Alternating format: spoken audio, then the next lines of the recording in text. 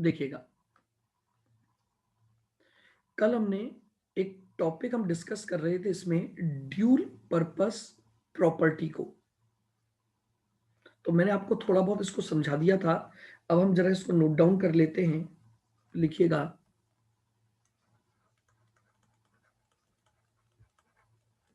whenever any property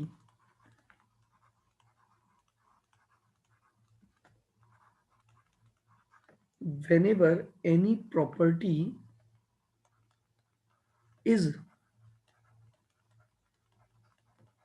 being used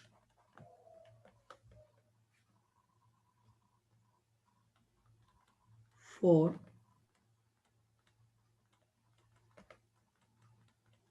more than one purpose,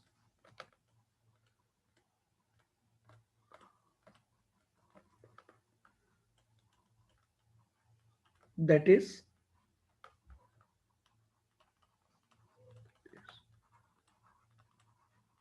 one part is held for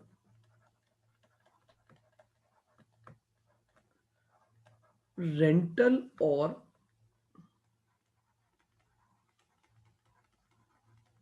capital appreciation,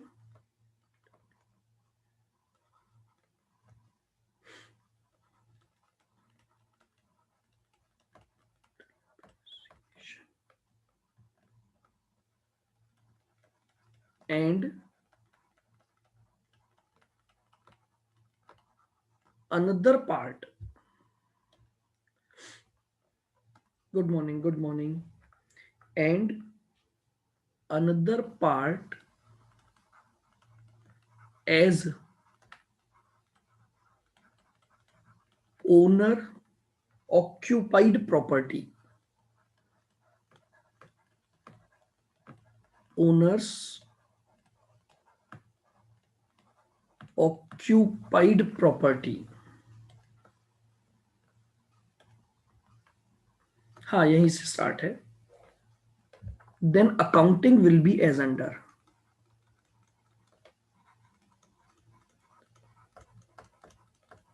then accounting will be as under. ठीक है, meaning समझ आ गया। Dual purpose property का मतलब क्या है? आपने जो प्रॉपर्टी हेल्ड की हुई है उसके एक हिस्से को तो आप रेंटल या कैपिटल एप्रिसिएशन के लिए आपने रख रखा है, और उसका जो दूसरा हिस्सा है वो आपकी ओनर्स ऑक्यूपाइड प्रॉपर्टी है, यानी held for production of goods services आपकी।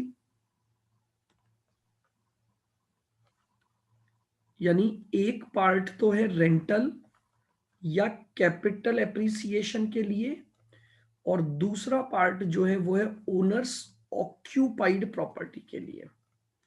तो बात ये आ रही है कि इस तरह की प्रॉपर्टी का आप ट्रीटमेंट कैसे करोगे। तो मैंने आपको बताया था दो केस बनते हैं।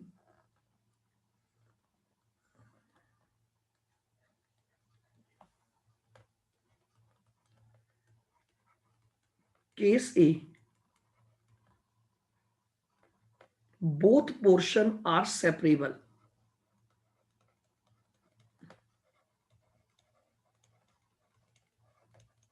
both portions are separable, यानी आप इनको सेपरेट सेपरेट आइडेंटिफाई कर पा रहे हो। तो बहुत सीधी सी बात है, अगर आपने उनको सेपरेट सेपरेट आइडेंटिफाई किया तो जो part rental income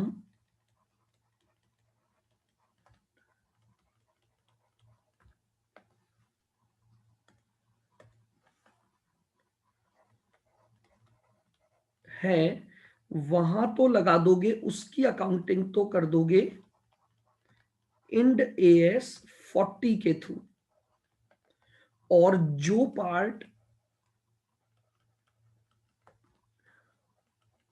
owners occupied property को रिप्रेजेंट करेगा उसकी अकाउंटिंग कर दोगे इंड एएस 16 यानी पीपीई। ओनर्स ऑक्यूपाइड का मतलब ये चला जाएगा प्रॉपर्टी प्लांट एंड इक्विपमेंट में। सर फर्स्ट पेज ये लिखवाएगा। गुड हाँ, यहीं मॉर्निंग से सर। स्टार्ट है बिल्कुल। कल इसको थोड़ा समझाया था मैंने, आज इसकी नोटिंग करवा कि अगर आपने कोई भी property more than one purpose से रखी हुई है तो अगर आप उनके पोर्शन को सेपरेट कर सकते हैं तो बहुत सिंपल सी बात है, जिस पोर्शन का यूज रेंटल इनकम कमाने के लिए या कैपिटल एप्रिसिएशन के लिए आप कर रहे हो वो तो इस इंड एस यानी 40 में कवर होगा, और जिस पार्ट को जिस पोर्शन का यूज आप as a owner occupied property कर रहे हो वो इस इंडेस के बजाय किस में कवर होगा, 16 में कवर होगा।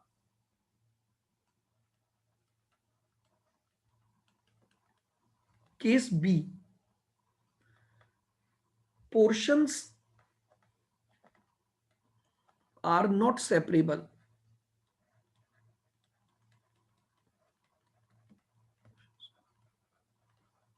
नॉट सेपरेबल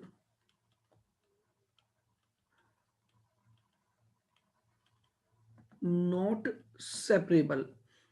अब देखिएगा, यानी पोर्शन को आप सेपरेट नहीं कर सकते। जानते हैं सेपरेट करने का मतलब होता है कैन बी सोल्ड और can be given as lease separately, उसे हम बोलते हैं सेपरेट पोर्शन। जैसे मैंने आपको एग्जांपल लिया कि ये एक बिल्डिंग है जिसमें ये है ग्राउंड फ्लोर और ये है फर्स्ट फ्लोर, क्या मैं इन दोनों को अलग अलग पर्पसेस के लिए यूज कर सकता हूं कि भैया ग्राउंड रेंट को तो मैं रेंट पर दे दूं और फर्स्ट फ्लोर को मैं अपने बिजनेस के लिए यूज करूं? तो दीज आर कॉल्ड सेपरेबल। ठीक है। और नॉट सेपरेबल का मतलब हो गया कि एक ही है मेरे पास, इसके कुछ हिस्से में तो मैं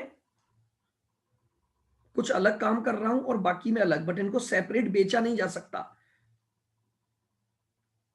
तो अब अगर ये पोर्शन सेपरेबल नहीं है तो क्या होगा, बहुत ध्यान से सुनना। If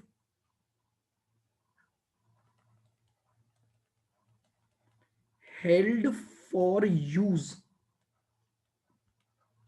portion, if held for use portion is insignificant,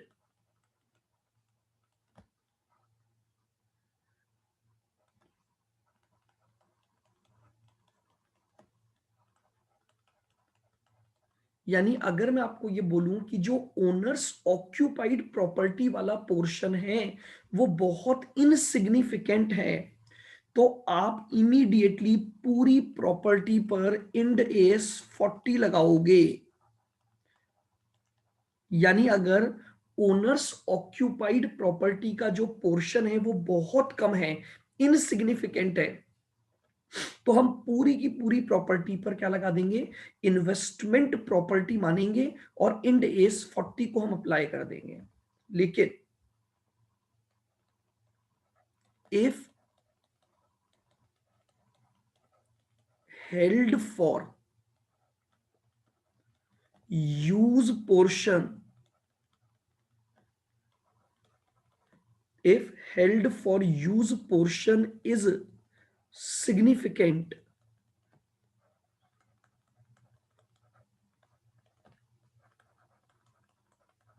अगर ये held for use portion significant है तो पूरी की पूरी प्रॉपर्टी को आप ओनर्स ऑक्यूपाइड प्रॉपर्टी मानोगे और पूरी प्रॉपर्टी पर इंड एस 16 लगेगा। यानी फिर आपको इंड एस 40 की अकाउंटिंग नहीं करनी है।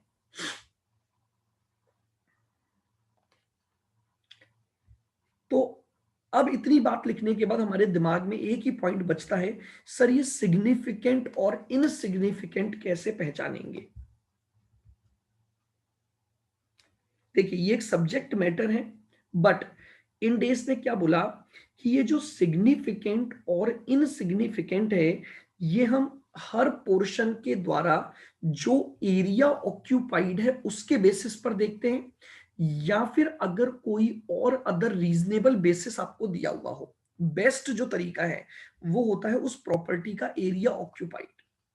पहले यहां तक लिख लो, फिर नोट डाल के हम आगे लिखते हैं।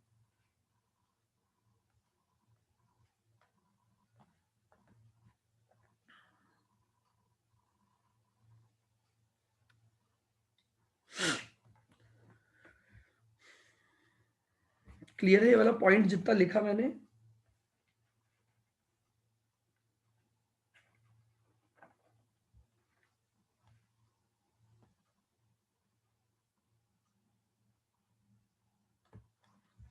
लिखिएगा।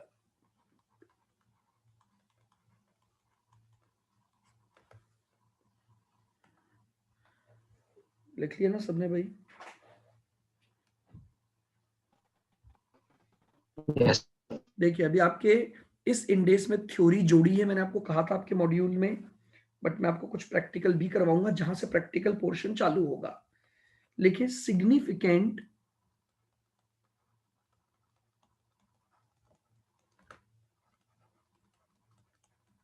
और insignificant.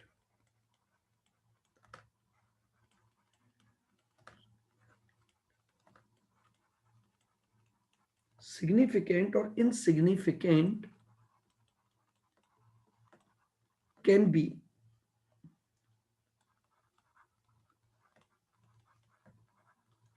decided by area occupied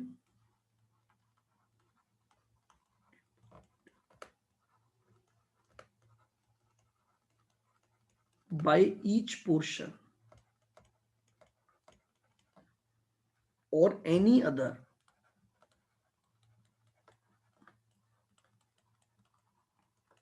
reasonable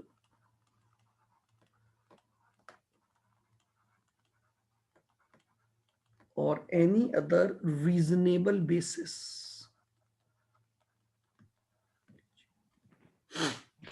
ये जो सिग्निफिकेंट और इनसिग्निफिकेंट की लड़ाई है, ये एरिया ऑक्यूपाइड के आधार पर देखी जाती है, या अगर आपको कोई और सिग्निफिक बेसिस दिया हुआ है कि जिस बेसिस पर आप ये देख सकते हो कि हाँ हम इनको आइडेंटिफाई कर सकते हैं, आप वो लोगे।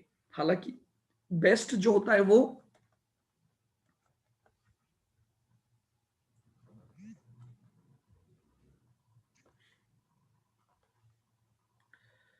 ये लीजिए, ये आपका पॉइंट नंबर पूरा 5 था कि अकाउंटिंग कैसे करोगे, किस तरह से इंडेस अप्लाई करोगे अगर आपकी कोई प्रॉपर्टी ड्यूल पर्पस प्रॉपर्टी है तो।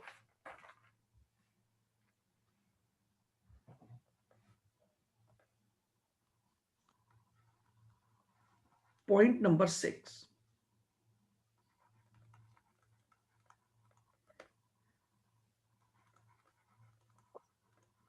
Ancillary services.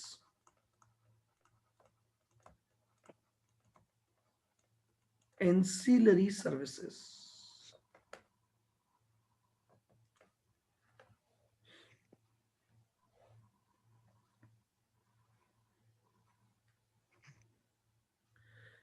देखिए क्या होता है,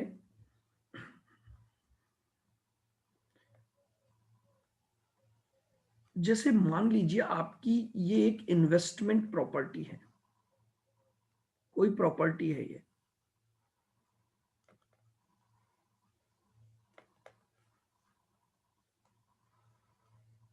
ठीक है। अब इस प्रॉपर्टी में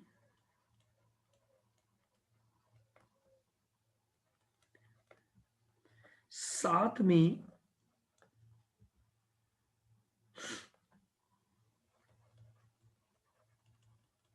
क्लीनिंग सर्विसेज भी प्रोवाइड हो रही है।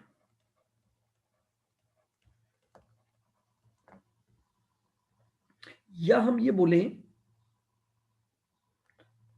सिक्योरिटी सर्विस प्रोवाइड हो रही है।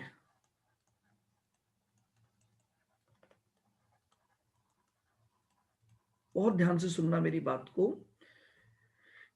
एंसिलरी सर्विसेज का मतलब है जब किसी प्रॉपर्टी के साथ में कुछ सर्विसेज भी दी जाती हैं।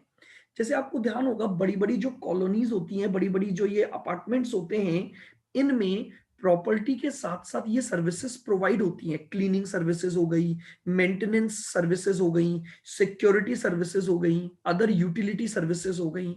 तो अब हम बात कर रहे हैं कि अगर कोई भी प्रॉपर्टी के साथ साथ एक एंटिटी कुछ एंसिलरी सर्विसेज प्रोवाइड कर रही है, तो अब उन एंसिलरी सर्विसेज की अकाउंटिंग किस तरह से की जाएगी? यानी अब वो प्रॉपर्टी की अकाउंटिंग जिसके साथ आपने एंसिलरी सर्विसेज प्रोवाइड की हैं।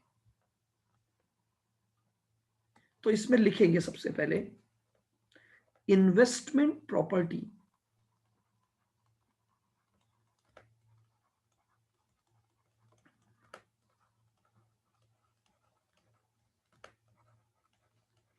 property should not include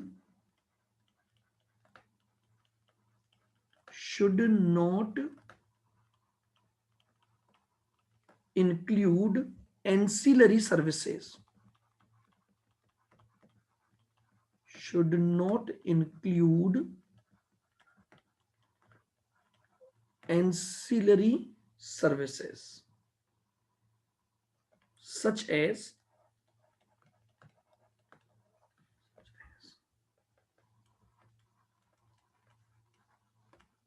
security,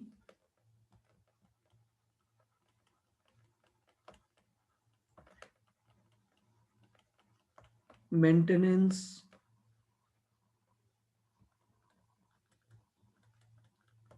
cleaning, etcetera. Generally देखिएगा, इन्वेस्टमेंट प्रॉपर्टी इंक्लूड नहीं करती है अपने आप में, लेकिन अब प्रॉब्लम यह है कि आपने प्रॉपर्टी के साथ सर्विसेज प्रोवाइड की हैं। तो लिखो if in case of certain property, if in case of certain property entity provides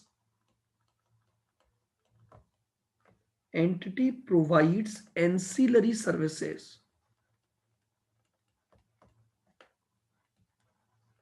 ancillary services, then accounting will be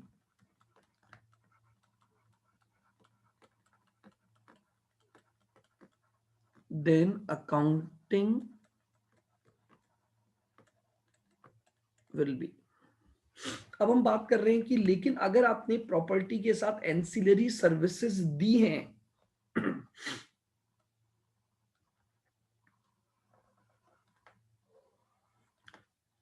तो अकाउंटिंग कैसे की जाएगी?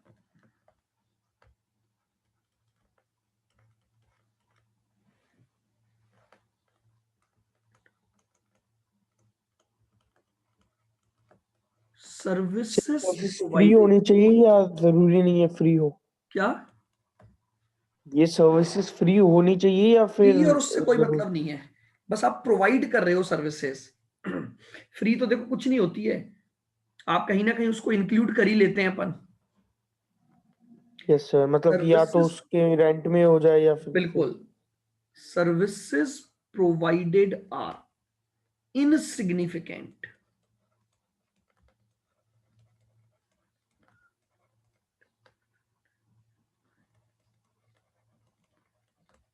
और इममटीरियल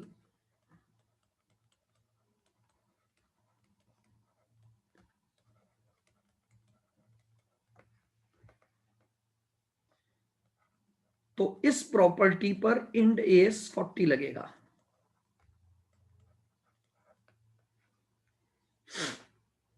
जैसे आपने सिक्योरिटी की सर्विस प्रोवाइड की, तो आजकल ये होता है कि जैसे आपने किराए पर देने के लिए फ्लैट्स बनाए, 6-7 फ्लैट बनाए, सिक्योरिटी गार्ड आपने ही प्रोवाइड कर दिया उसमें,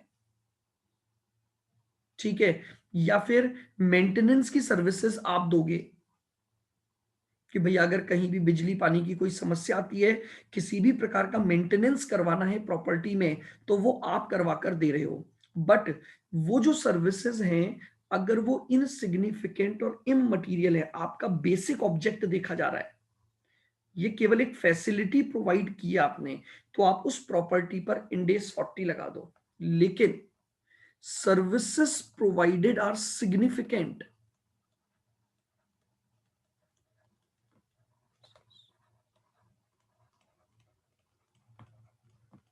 services provided are significant,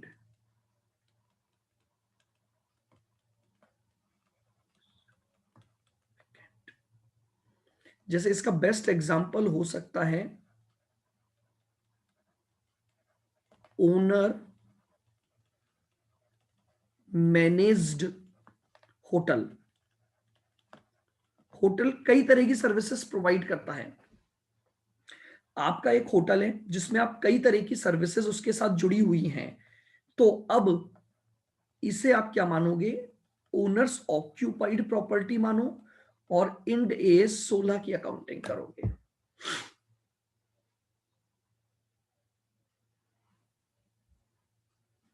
आप समझना, फॉर एग्जाम्पल हम बात करते हैं कि जैसे आपका एक होटल है, ठीक है, आपने वो होटल किराए पर दिया, लेकिन उस होटल के साथ साथ आपने वहां का सारा स्टाफ की सर्विसेज प्रोवाइड की है।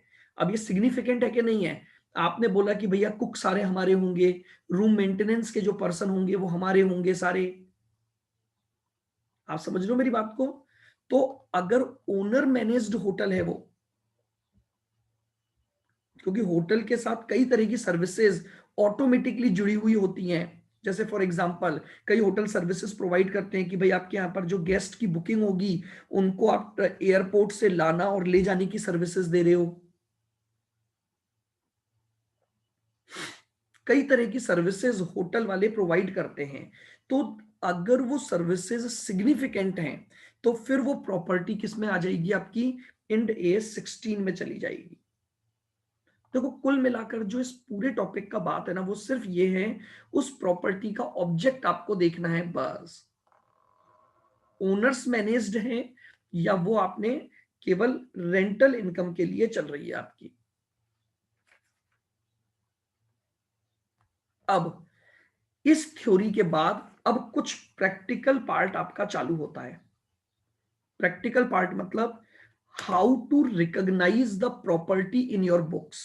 अब हमारे पास आता है कि अब हमने ये ढूंढ लिया कि हाँ ये प्रॉपर्टी जो है वो इंड एएस 40 में कवर होगी, यानी हम इसे अपनी बुक्स में इन्वेस्टमेंट प्रॉपर्टी के रूप में दिखाएंगे।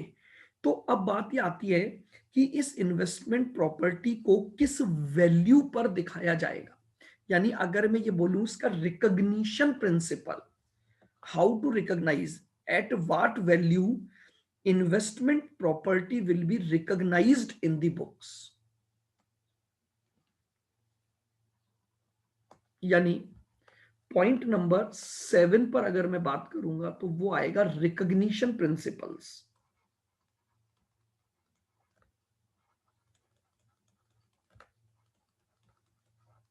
Recognition rules for investment property.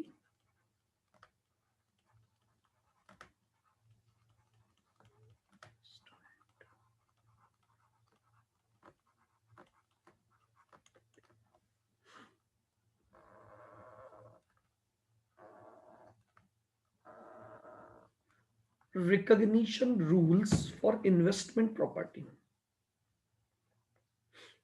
देखिएगा, सबसे पहला पॉइंट लिखेंगे, a property will be recognized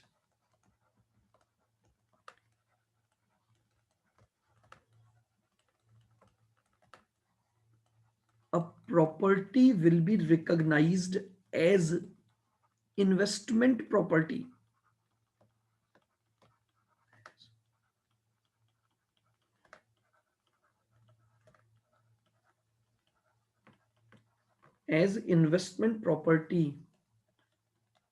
if all the following conditions are satisfied.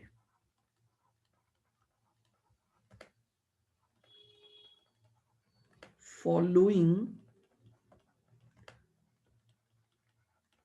conditions are satisfied.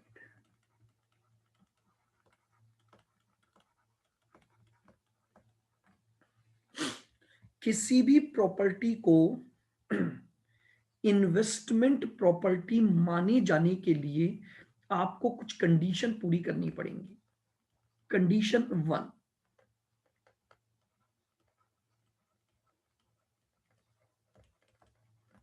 Property must be covered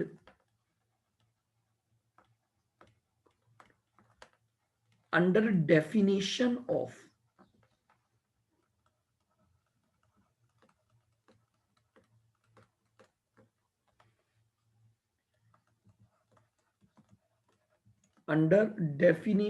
of investment property of. सबसे पहली बात, आप जिस भी प्रॉपर्टी को रिकॉग्नाइज करना चाह रहे हो इंड एएस 40 में, तो पहले तो ये चेक करना कि वो इन्वेस्टमेंट प्रॉपर्टी की डेफिनेशन में आ रही है कि नहीं आ रही है. और फर्स्ट पॉइंट में मैंने आपको इन्वेस्टमेंट प्रॉपर्टी की डेफिनेशन लिखवाई थी कि इन्वेस्टमेंट प्रॉपर्टी होती क्या है.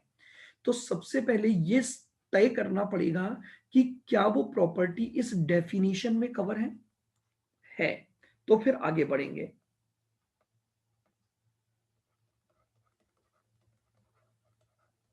There must be flow of future economic benefit, future economic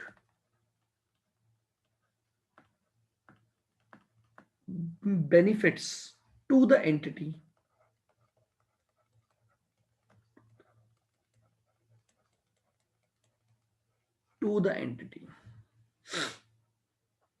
यानी उस प्रॉपर्टी की वजह से एंटिटी को फ्यूचर इकोनॉमिक बेनिफिट्स का फ्लो होना चाहिए. और C, cost can be measured, cost can be measured reliably.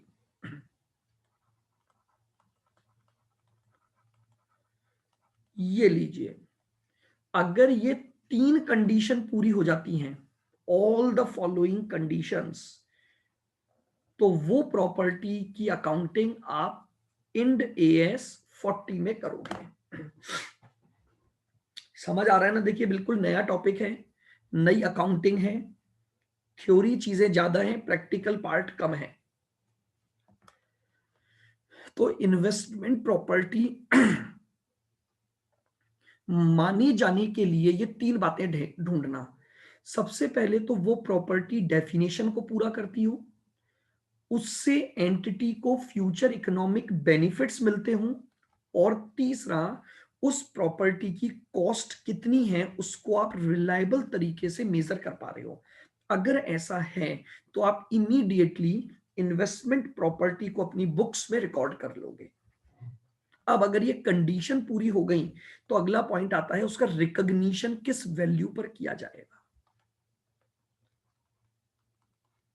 Second point लिखेंगे,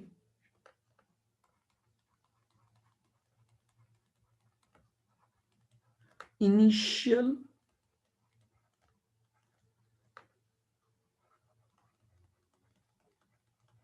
recognition of property. Initial recognition of property.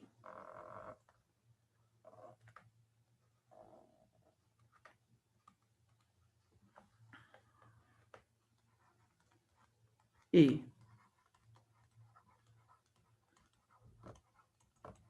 acquired oblique purchased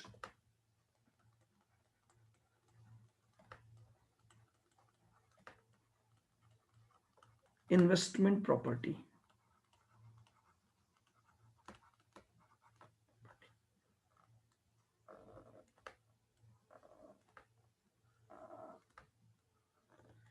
अगर आपने उस इन्वेस्टमेंट प्रॉपर्टी को एक्वायर किया है या परचेज किया है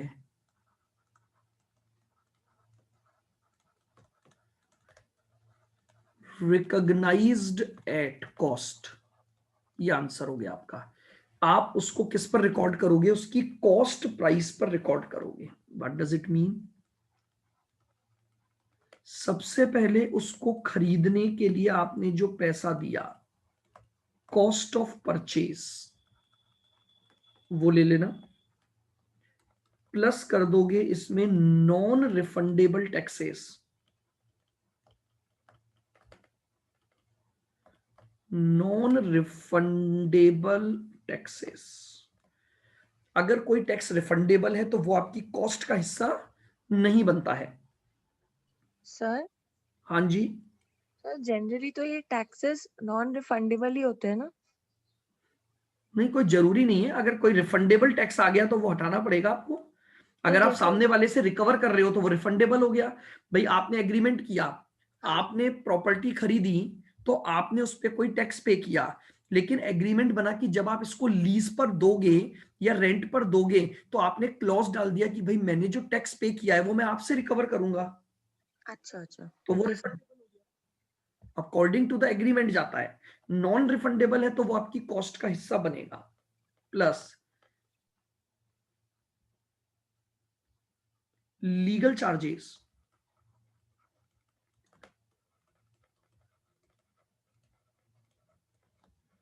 अगर प्रॉपर्टी को एक्वायर करते समय किसी भी प्रकार के रजिस्ट्रेशन के खर्चे, कोई लीगल चार्जेस आप कर रहे हैं तो वो आ जाएगा।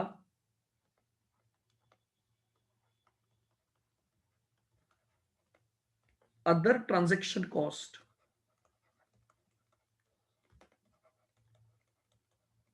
अदर ट्रांजैक्शन कॉस्ट का मतलब हो गया ब्रोकरेज वगैरह।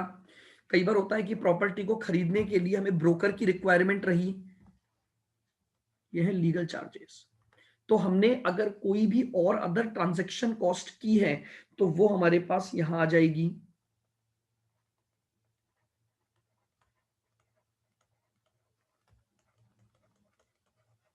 Borrowing cost if permitted by,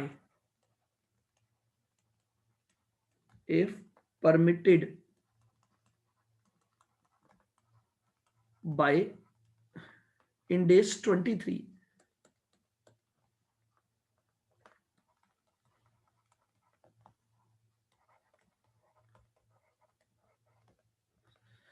अगर Ind AS 23 परमिट कर रहा है कि बोरिंग कॉस्ट का कुछ हिस्सा कैपिटलाइज होना चाहिए तो वो भी हम इन्वेस्टमेंट प्रॉपर्टी में क्या कर देंगे? कैपिटलाइज कर देंगे। Other cost if any. और अगर कोई अदर कॉस्ट है जो इसके एक्विजिशन से रिलेटेड है तो आप वो भी ले लोगे। ये लीजिए, ये आपके पास इनिशियल रिकॉग्निशन आ जाएगा।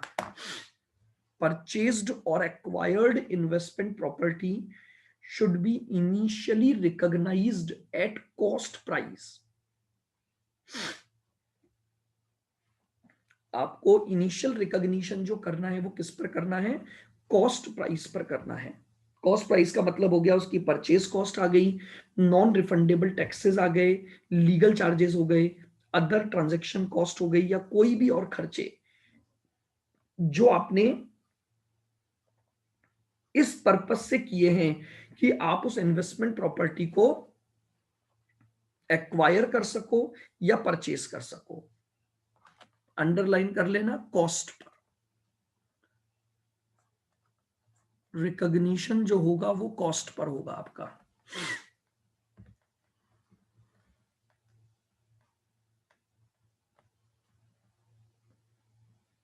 लिख लिया सबने? इसके नीचे लिखेंगे नोट।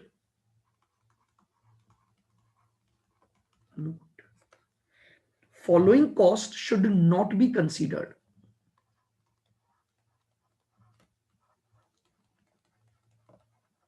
Following costs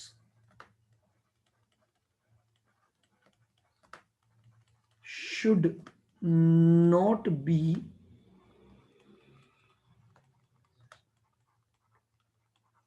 considered.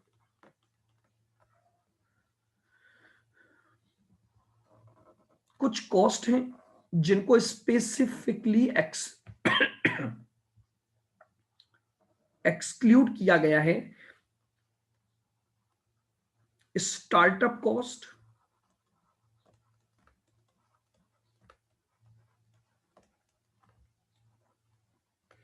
किसी भी प्रकार के operating losses,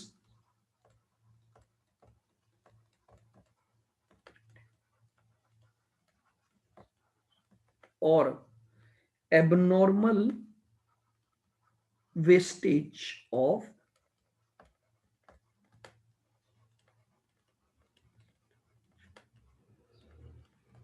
resources, material, labour या other resources.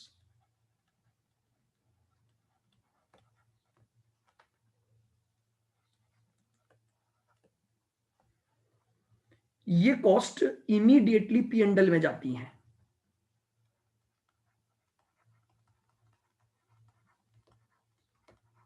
Transfer to profit and loss account.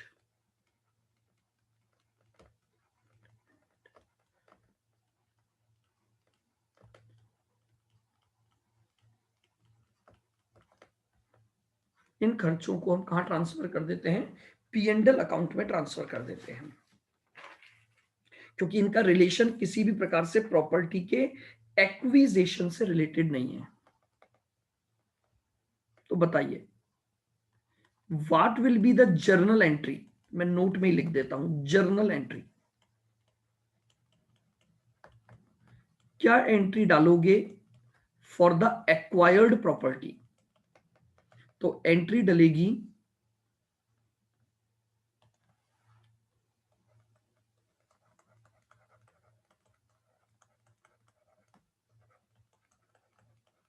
Investment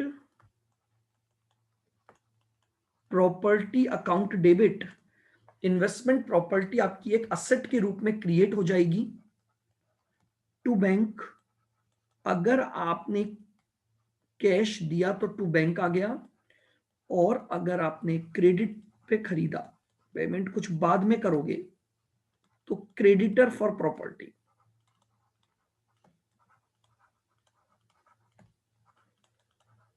ये आपकी जर्नल एंट्री हो जाएगी प्रॉपर्टी को रिकॉर्ड करने की। Being investment property recorded, being investment property recorded.